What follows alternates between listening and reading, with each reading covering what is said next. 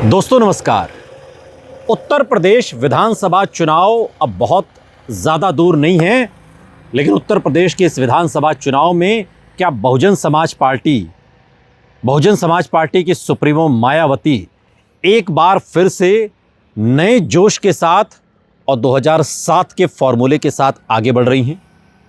ये एक बुनियादी सवाल है। आज की इस वीडियो में हम आपको समझाने और समझने की कोशिश करेंगे कि ब्राह्मण समाज क्या मायावती को एक बार फिर से संजीवनी देने वाला है। चाहे वो यूजीसी का मामला हो, जिसमें सवर्णों को लेकर का जो उनका विरोध था यूजीसी को लेकर के, उस पर मायावती जितना मुखर होकर बोली उतना न तो अखिलेश यादव बोले, ना मल्लिकार्जुन खड़गे बोले, ना और कोई दलित नेता और पिछड़ों का नेता बोला। जितना मायावती बोली, और मायावती ने साफ तौर पर कहा कि छात्रों के साथ किसी तरीके का कोई भेदभाव नहीं होना चाहिए। अब मामला आया फिर एक फिल्म का, फिल्म घूसखोर पंडित, और इस फिल्म को लेकर बहुजन समाज पार्टी की सुप्रीमो मायावती ने साफ तौर पर कहा कि ये एक समाज को बदनाम करने की कोशिश है, उन्हें अपमानित करने का प्रयास है। इस फिल्म को तत्काल प्रभाव से इस पर केंद्र सरकार को बैन लगाना चाहिए, और इस पर जो एफआईआर दर्ज की गई लखनऊ में, वो भी एक सराहनीय और उचित कदम है। ये तमाम जो तार हैं जो एक दूसरे से कनेक्ट हो रहे हैं, इसके पीछे का जो उद्देश्य है वो ये है कि ब्राह्मण समाज को एक बार फिर अपने पाले में किया जाए। 4 बार उत्तर प्रदेश की मुख्यमंत्री रही मायावती, लेकिन 2007 में जो मैंडेट उन्हें मिला, जो जन समर्थन उन्हें मिला, जो पूर्ण बहुमत की सरकार उनकी बनी, ना वो उससे पहले बनी थी इस दमदार तरीके से, और उसके बाद का तो हाल आप जानते ही हैं। ये ठीक है कि आज की तारीख में मायावती की पार्टी बहुजन समाज पार्टी का एकमात्र इकलौता एक विधायक लोकसभा में 0 और राज्यसभा में भी 0 वाली स्थिति रामजी लाल सुमन के बाद, ये राजनीतिक स्थिति है। लेकिन वोट परसेंटेज की बात करेंगे तो पिछले विधानसभा चुनाव में 12% से ज्यादा का वोट शेयर मायावती को मिला। उत्तर प्रदेश की राजनीति में आप मायावती को नेग्लेक्ट नहीं कर सकते, आप नजरअंदाज करके नहीं चल सकते उन्हें। मायावती कितनी भी कमजोर है, लेकिन आज भी 12% दलित वोट शेयर उनके साथ है। और 2019 के लोकसभा चुनाव हमने देखा था, जब अखिलेश यादव के साथ गठबंधन करके 10 लोकसभा सीटें मायावती ने जीती थी, और अखिलेश के 5 रह गई थी उनकी, वो भी घर वाले ही जीते 5। तो मायावती की राजनीतिक ताकत को कमतर आंकना सबसे बड़ी भूल होगी, 1 नंबर। दूसरी बात, 2007 में जो मायावती का फॉर्मूला था ब्राह्मणों को साथ लेने का, और एक जमाने में तिलक तराजू और तलवार इनको मारो जूते 4 कहने वाली बहुजन समाज पार्टी ने जब 2007 में नारा दिया कि हाथी नहीं गणेश हैं, ब्रह्मा विष्णु महेश हैं,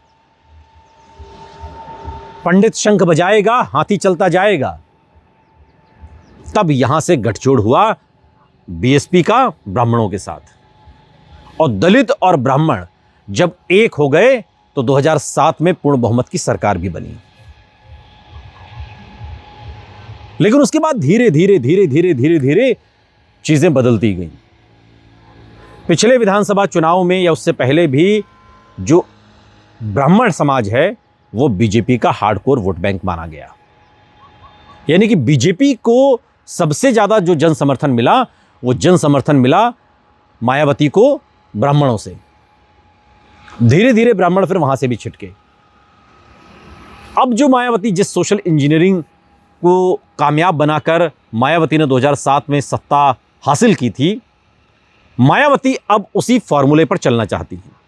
मायावती की सारी कोशिश ये है कि ब्राह्मणों को अपने पाले में कर लिया जाए, तो दलितों का जो 10% का वोट शेयर, 10 से 12% का वोट शेयर है, वो उनके साथ है, तो सरकार आसानी से बनाई जा सकती है।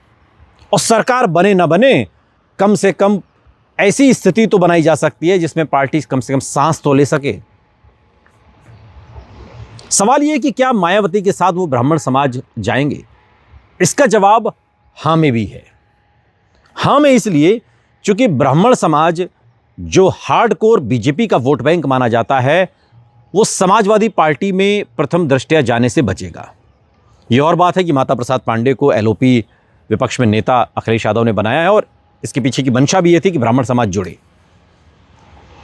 अब ब्राह्मण समाज क्यों जाएगा, यह भी एक सवाल है। तो बीते कई सालों से, जब से योगी आदित्यनाथ की सरकार उत्तर प्रदेश में आई है, ब्राह्मण तबका धीरे धीरे अखिलेश यादव से नाराज हुआ है। अरे, योगी आदित्यनाथ से नाराज हुआ है। और योगी आदित्यनाथ से जो नाराजगी रही, उस नाराजगी को कैश करने के लिए अखिलेश यादव भी आगे आए, शिवपाल सिंह यादव भी आगे आए। और उन्होंने, शिवपाल ने तो यहां तक कह दिया कि भाई, जो ब्राह्मण विधायक अपनी पार्टी में, बीजेपी में, उनको लग रहा है कि वो संतुष्ट नहीं है, नाखुश हैं, नाराज हैं, वो हमारी पार्टी में आए, हम उन्हें टिकट भी देंगे, सम्मान भी देंगे। लेकिन मायावती से ब्राह्मण समाज सम्मान हासिल कर चुके हैं। मायावती ब्राह्मण समाज के लिए आजमाई हुई नेता हैं। 2007 के विधानसभा चुनाव में जब बम्पर तरीके से जीत मिली, पूर्ण बहुमत की सरकार बनी, तो ब्राह्मणों को भी सम्मान मिला, सरकार में मंत्री पद दिए गए, और भी तमाम जहां पर एडजस्ट किया जा सके। तो ब्राह्मणों के लिए आजमाई हुई नेता के तौर पर बहन कुमारी मायावती हैं। मायावती उसी फॉर्मूले पर चलना चाह रही हैं। 10 से 12 वोट परसेंट दलित शेयर का उनके साथ है। इसके अलावा 10 से 12%, तकरीबन 12 से 13% उत्तर प्रदेश में ब्राह्मण तबका है। ये अगर वोट शेयर उनके साथ जुड़ता है तो कहीं ना कहीं स्थिति पहले से अच्छी होगी, और संभवतः सरकार बनाने की तरफ भी अगर वो बढ़ जाएं तो कोई आश्चर्य मत करिएगा, क्योंकि मायावती को आप राजनीतिक रूप से शून्य समझने की भूल मत करिए।